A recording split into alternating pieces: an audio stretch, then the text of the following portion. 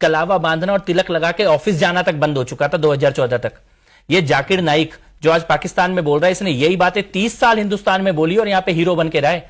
पाकिस्तान के मीडिया ने उसकी दुर्गति कर दी, लेकिन भारत के मीडिया ने उसको सर आंखों पे बिठा के रखा हुआ था।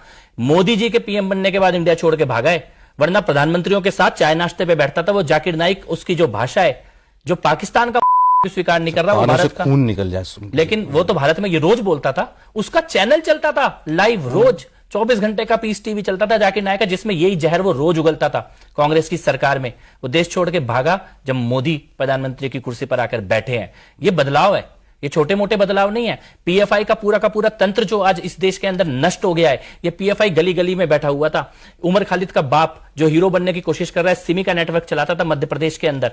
उमर खालिद जैसे लोग आज नायक बन के बैठे होते अगर नरेंद्र मोदी प्रधानमंत्री की कुर्सी पर नहीं बैठे होते। कश्मीर में, दिल्ली में, इसी दिल्ली के अंदर, मुंबई के अंदर, बेंगलोर के, ये चलती हुई बसों में बम ब्लास्ट होते थे।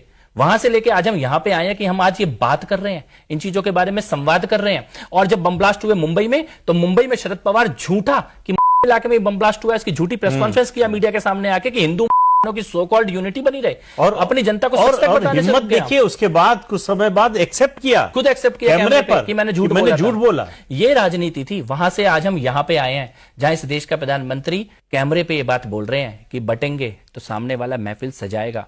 मुझे लगता है इतनी गहरी बात प्रधानमंत्री जी के मुंह से निकलने के बाद हर एक हिंदू बेटे को, बेटी को, व्यक्ति को कहीं ना कहीं ये मनन करना चाहिए कि प्रधानमंत्री जी ने इतनी बड़ी बात बोली है। ये केवल चुनावी बात नहीं है, ये बहुत बड़ी बात है। ये चेतना डेफिनेटली आ रही है, युवाओं में आ रही है, बेटियों में आ रही है, बेटों में आ रही है।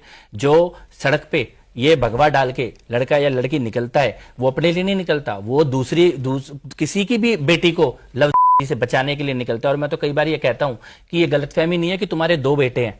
जो भगवा डाल के लड़का है ना, वो भी तुम्हारा ही बेटा है। शायद सगा बेटा बाद में तुम्हारे दरवाजे पे बचाने आएगा। ये भगवा डाल के जो लड़के घूम रहे हैं, ये उससे पहले तुम्हारे दरवाजे पे तुम्हें बचाने के लिए आएंगे। इनको भी अपनी संतानों की तरह बढ़ने का मौका दो, इनका भी उत्साह बढ़ाओ और सम्मान करो। ये जो सड़कों पे 5-5 मिनट में पत्थर लेके निकल जाते हैं, इनके सामने कौन खड़ा होगा? क्या आपको लगता है कि सबके ऊपर पुलिस चला देगी या लाठी चला देगी, और सरकार में कोई और मुख्यमंत्री बैठा तो पुलिस को भी नहीं चलाने देगा? क्या आपको अपने बच्चों को इसके लिए तैयार नहीं करना होगा?